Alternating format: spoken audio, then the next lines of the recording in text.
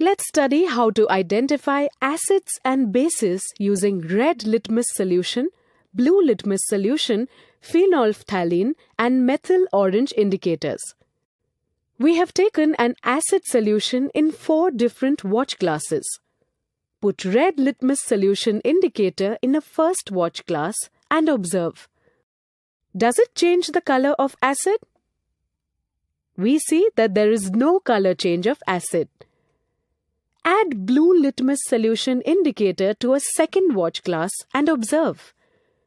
We see the color of acid changes to pink. Put phenolphthalein indicator to third watch glass. We can observe that there is no change in color. Now, add methyl orange indicator in a fourth watch glass.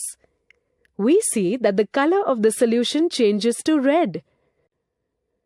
We have observed that the blue litmus solution changes the color of acid to red and methyl orange changes the color to red, whereas red litmus and phenolphthalein doesn't.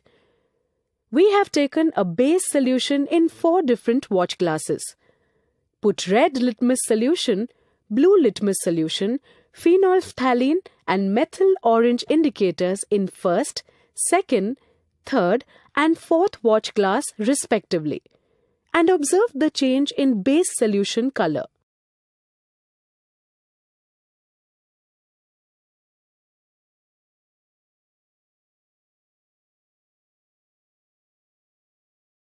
The solution of first, third and fourth watch glass changes its color to blue, pink and yellow upon adding red litmus solution, phenolphthalein indicators and methyl orange respectively. We have observed that red litmus, phenolphthalein and methyl orange changes the base solution's color, whereas blue litmus doesn't. We can conclude that solution that changes its color by adding blue litmus solution to red color and methyl orange to red color is acid. The solution which changes its color on adding red litmus solution, phenolphthalein and methyl orange to blue, pink and yellow color respectively is base.